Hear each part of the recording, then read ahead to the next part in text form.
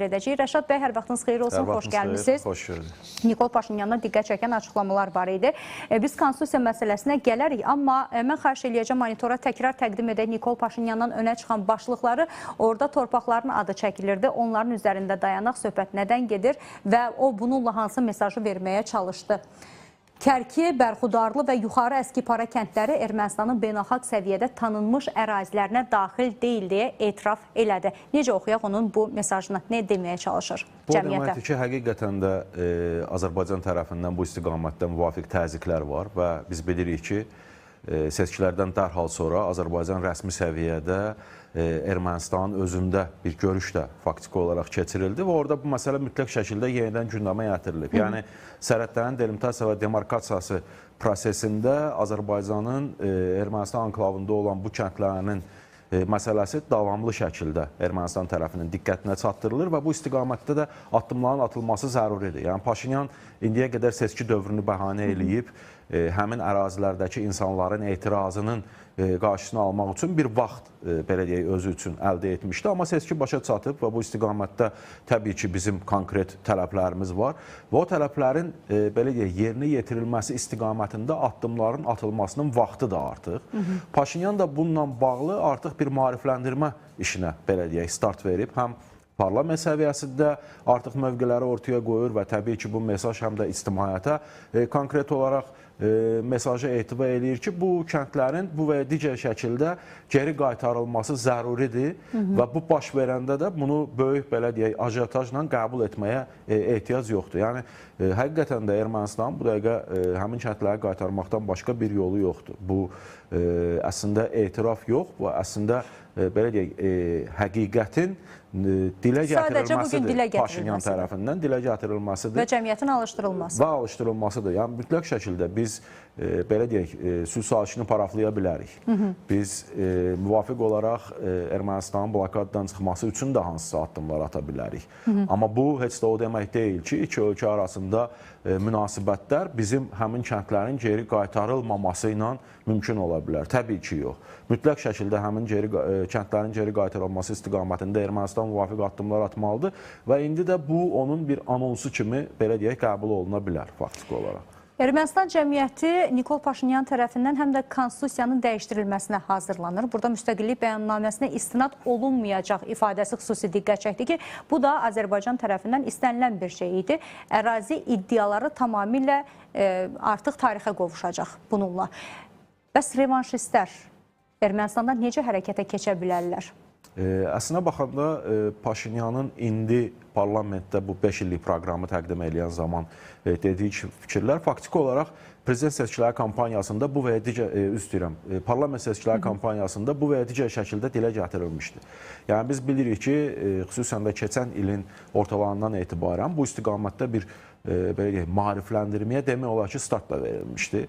Hətta həmin vaxt ilin sonuna qədər, söhbət 2025-ci ildən gedir, ilin sonuna qədər yeni konstitusiya layihəsinin ictimaiyyət üçün müzakirəyə təqdim olunacağının anonsu da verilmişdi. Lakin sonradan Konstitusiya Məhkəməsi tərəfindən bu proses niyəsə dayandırıldı.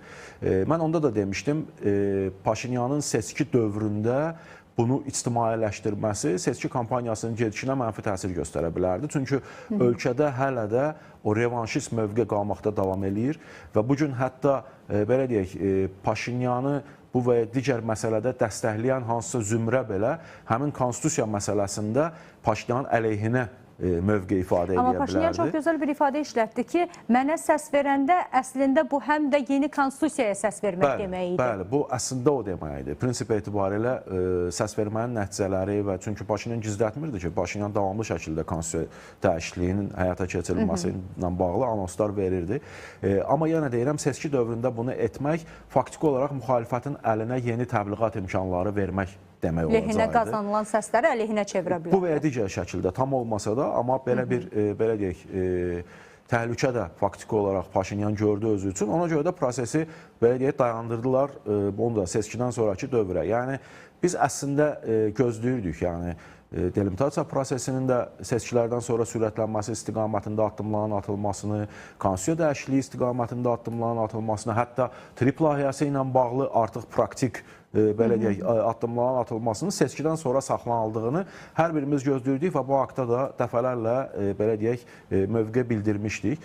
Doğrudan da bu sadaladığım məsələlərin hər biri Ermənistanda qeyd etdiyiniz o revanşist zümrələrin davamlı şəkildə istifadə eləyə biləcəyi məsələləri idi. Və biri var bunu, belə deyək, bəyanatla Paşinyan bu və ya digər şəkildə çatdırır. Biri də var bu istiqamətdə artıq konkret addımlar atırsa, bu təbii ki, revanşistləri daha çox belə deyək, təşkilatlanmağa sövq eləyə bilərdi. Amma seçki başa çatdı. Bu və ya digər şəkildə Paşinyan və onun komandası yenidən o mandatı əldə eləyib. Artıq, belə deyək, ona ayrılan vaxt limiti də bitib. Söhbət təkcə bizim ayırdığımız vaxtdan getmir. Söhbət həm də Qərbin Paşinyan üçün ayırdığı vaxtdan gedir. Amerika Birləşmiş Ştatları üçün TRIP layihəsi artıq prioritetdir və biz davamlı olaraq ya belə deyək, hansısa nümayəndə heyətinin TRIP layihəsi ilə bağlı gəldiyinə şahidlik edirik. ABŞ Dövlət Departamenti tərəfindən müvafiq maliyyənin ayrılması haqqında qərara şahidlik edirik. Mühəndis şirkətinin yerə gəlib baxış keçirməsi ilə bağlı bir müddət əvvəl fakt, bütün bunlar onu deməyə əsas verir ki, Amerika Birləşmiş Ştatları prosesin sürətləndirilməsi istiqamətində artıq Ermənistan hakimiyyətinə müəyyən təzyiqlərini eləyir. O cümlədən də Paşinyanın belə deyək, inteqrasiya olmaq istədiyi Avropa İttifaqı da bu və ya digər şəkildə Azərbaycanla sülhün tez bir zamanda əldə olunmasında artıq maraqlıdır. Və eyni zamanda bura Türkiyəni də qoymaq olar. Çünki münasibətlərin normallaşmasında əsas prioritet Azərbaycanla sülhdən keçir. Baxın, hər tərəfdən Paşinyan hakimiyyəti faktiki olaraq təzyiq altındadır. Qərb bunu, sülh prosesini Rusiyanın Ermənistan üzərində təzyiq imkanlarını azaltması vasitəçi kimi görür və ona görə də prosesi tezləşdirmək istəyir. Amerika Birləşmiş Ştatlarının öz maraqları ortadadır. Türkiyə təzyiq göstərir. Paşinyan üçün bu günləri hava su kimi lazımdır Türkiyə ilə sərhədlərin açılması. Çünki mən dəfələrlə demişəm, Rusiyanın iqtisadi, belə deyək, hətta təhlükəsizlik, asıllığından qurtarmağın ən yaxşı yolu Türkiyə ilə münasibətlərin tez bir zamanda normallaşması. Paşinyan dedi ki, yavaş-yavaş blokadadan çıxırıq. Bunu mu nəzərdə tuturdu? Paşinyan hələ ki, Azərbaycanın bitərəfli şəkildə o qadağaları aradan götürməsi və Azərbaycan üzərindən Ermənistana malların daşınmasını nəzərdə tutur. Çünki Türkiyə tərəfinin bu məsələdə ortaya qoyduğu mövqe netdir. Yəni, bunu Paşinyanın seçilməsindən dərhal sonra Hakan Fidan da faktiki olaraq açıq tekstlə belə deyək, öz təbrikində qeyd etdi ki, biz artıq praktik addımların, üzərinə götürülən öhdəliklər istiqamətində praktik addımların atılmasını gözləyirik. O baxımdan Paşinyan indi məcburdur bu istiqamətdə çıxış eləməyə. Yəni, təzyiqlər var. Paşinyan kifayət qədər yaxşı başa düşür ki, konstitusiya dəyişikliyi baş vermədən Azərbaycanla sülh olmayacaq. Azərbaycanla sülh olmadan həmin o nəqliyyat koridorlarının istənilən kimi fəaliyyət göstərməsi, Ermənistanın tranzit ölkə imkanları əldə etməsi, Türkiyə ilə sərhədlərin açılması mümkün olmayacaq. Bu da faktiki olaraq Qərbdən gələn sifarişlərin icrası istiqamətində addımlar atmağa imkan verməyəcək Paşinyana. Yəni, Rusiyadan asıllığın azalması və Rusiyanın Ermənistan üzərində təsir imkanlarının məhdudlaşdırılmasından söhbət gedir. Siz Qərbi vurğuladınız. Diqqət çəkən bir məsələ var idi ötən günlərdə. Fransa TRIP layihəsi ilə bağlı sanki bu layihənin həyata keçməməsinə cəhd göstərirdi və yaxud da bu kimi açıqlamalar verirdi. Bunu necə qiymətləndirmək olar? Vəziyyət indi o yerdədir ki, bu günləri Fransa faktiki olaraq özündə çox böyük problemlər var və biz Fransa cəmiyyətində erməni diaspor təşkilatları, erməni lobbi təşkilatlarının mövqələrini də bilirik. Və bu günləri təkcə Fransa hakimiyyəti yox. Fransa hakimiyyətinə müxalif olan qüvvələr belə həmin o diasporanın, lobbi təşkilatlarının maraqlarını təmin etmək üçün, onların dəstəyini əldə etmək üçün revanşistlər, çünki o lobbi təşkilatları da faktiki olaraq revanşistlərlə eyni mövqedə çıxış edirlər, onların mövqələrinə daha yaxın mövqe ortaya qoymaq məcburiyyətindədirlər. Amma bu günləri Fransa Ermənistan ərazisində Amerika Birləşmiş Ştatlarının artıq böyük ölçüdə Tramp hakimiyyəti dövründə Ermənistana daxil olmasından sonra Fransa böyük ölçüdə heç nəyə həll etmir. Tək başına ən azından heç nəyə həll etmir. Yəni, baxın, indiyə qədər bütün o imkanlar faktiki olaraq Fransanın əlində idi. Ermənistan ərazisində hansı qurum fəaliyyət göstərirdisə, Avropa İttifaqı müşahidə missiyası və s. kimi qurumlardan söhbət gedir. Hamısında çoxluğu Fransa təşkil edirdi və onun sözü faktiki olaraq əsas hesab olunurdu. Amma biz uzun müddətdir Avropa İttifaqının müşahidə missiyası haqqında da heç nə eşitmirik ümumiyyətlə. Çünki artıq regionun belə deyək, yeni bir gücü, regionda yeni bir qərb gücü var, Amerika Birləşmiş Ştatları və Fransanın da indi Ermənistanda Amerika Birləşmiş Ştatları ilə bu və ya digər məsələdə kəllə-kəlləyə gəlmək və yaxud da onun istəklərinin əleyhinə Ermənistanı stimullaşdırmaq kimi imkanları faktiki olaraq məhduddur. O baxımdan bu cür bəyanatlar ola bilər Fransa tərəfindən, amma Fransanın bu gün trip layihəsinə mane olmaq kimi əlində hər hansı bir təsir rıçaqları və imkanları yoxdur. O imkanlar və rıçaqlar olsaydı, Macronun yaxın dostu olan Paşinyan indi bu cür mövqe ortaya qoymaz və bu şəkildə belə deyək, çıxış eləməzdi. Ən azından trip layihəsinin uzadılması istiqamətində hansısa bəhanələr, yeni bəhanələr ortaya qoya bilərdi. Amma bu bəhanələr artıq Amerika Birləşmiş Ştatlarına keçmir.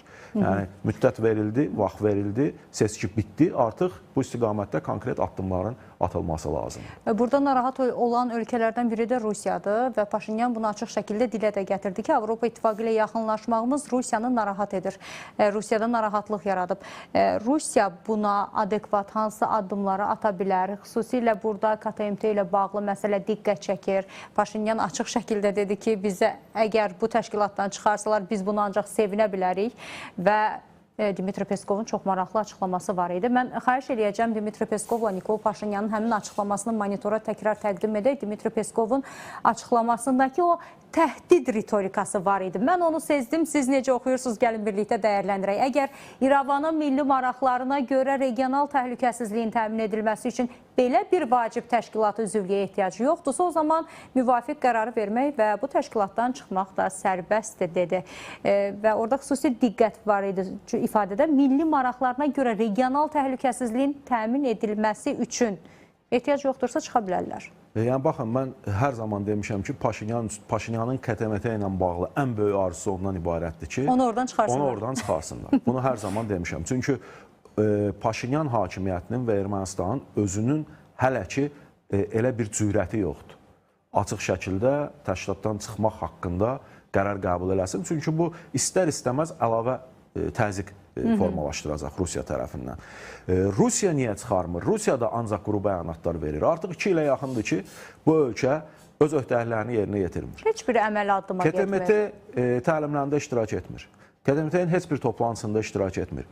KTMT-yə üzvlük haqqının belə ödənilməsindən imtina eləyir. Və bir daha da vurğuladı ki, işimizi gücləndirməyəcəyik. Gücləndirməyəcəyik və bu faktiki olaraq 5 illik planını təqdim eləyərkən deyir bunu. Bu da o deməkdir ki, yəni bu 5 ildə yoxdur ən azı 5 il ərzində biz KTMT ilə bu və ya digər şəkildə yeni münasibətlər qurmaq niyyətində deyilik faktiki olaraq. Rusiya tərəfi niyə addım atmır? Rusiya tərəfi 2 ildir davamlı şəkildə hər KTMT toplantısında Ermənistana xəbərdarlıq eləyir.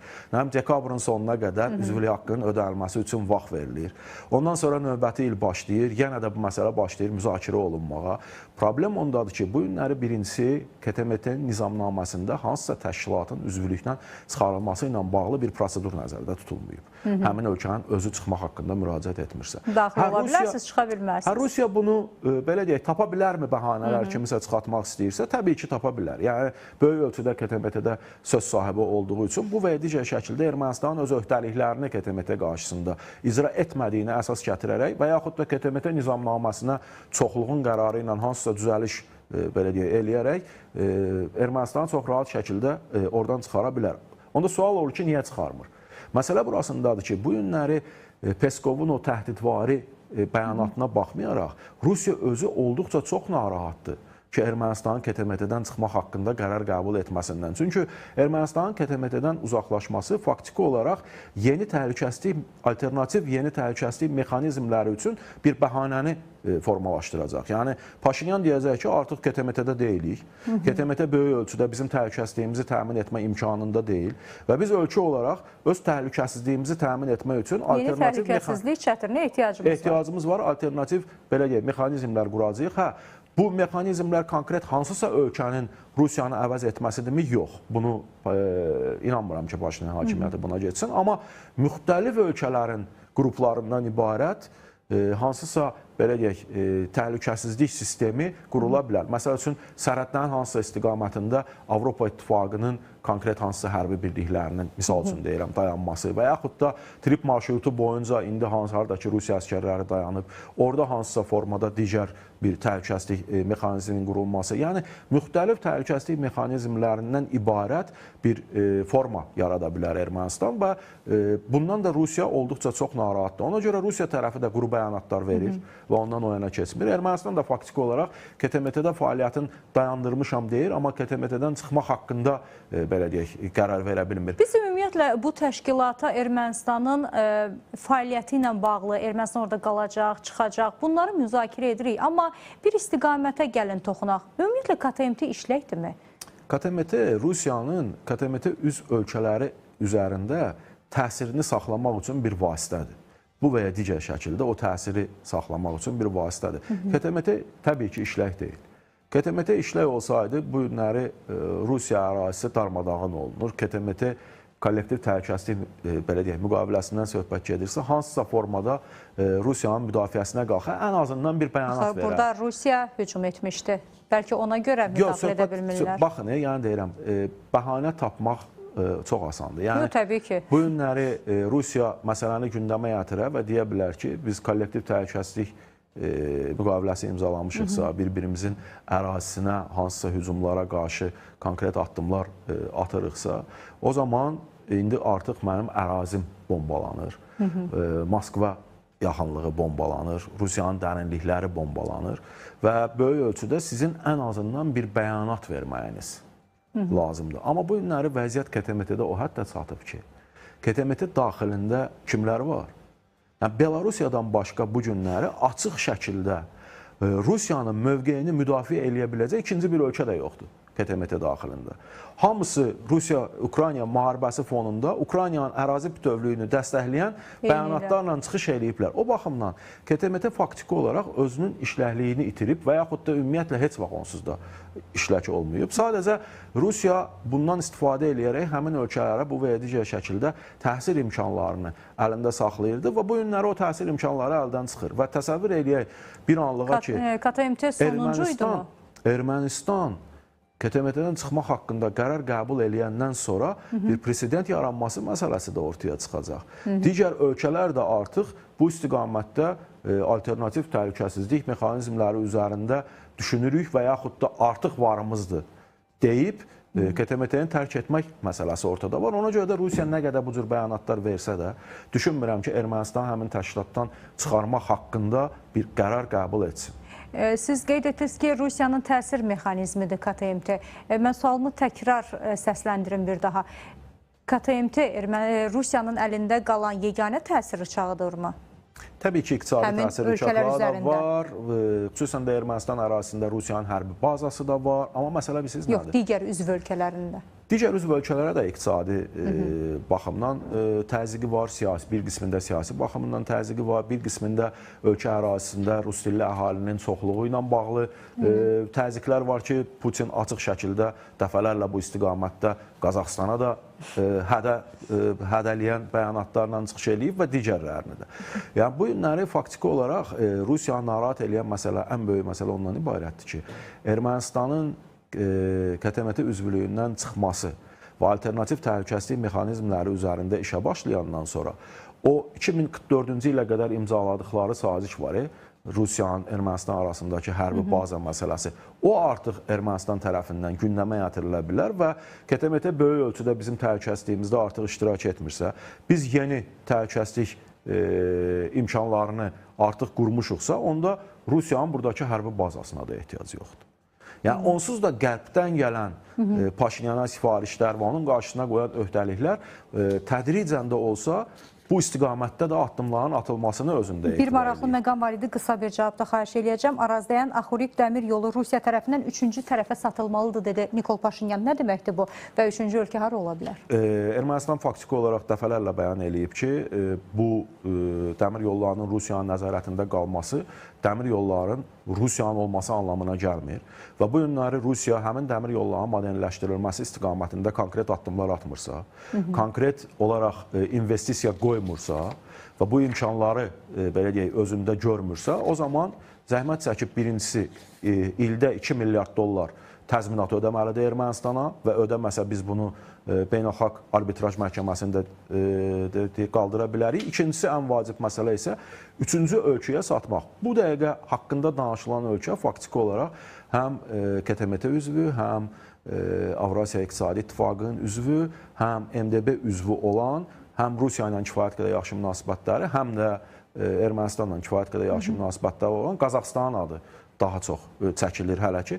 Rusiya bunu bu addımı atarmı və həmin nəzarəti başqa bir ölkəyə verərmi? Təbii ki, yox. Amma yəni deyirəm, həmin nəzarəti Rusiyanın əlindən almaq imkanları da var. Ermənistan Paşinyan timsalında artıq digər istiqamətlərdə addımlar ataraq bunu edib. Yəni enerji sektoruna nəzarətin təmin olunması, belə elektrik enerjisi təminatı ilə bağlı nəzarətin təmin olunması, Rusiya bağlı olan oliqarxların əlində olan mülkiyyətin milliləşdirilməsi istiqamətində addımlar atıb və dəmir yolu istiqamətində də özünə arxain olandan sonra, o gücü əldə eləyəndən sonra o istiqamətdə də addımlar ata bilər. Aydın da çox təşəkkür edirəm Rəşad bəy gəldiyiniz və suallarımızı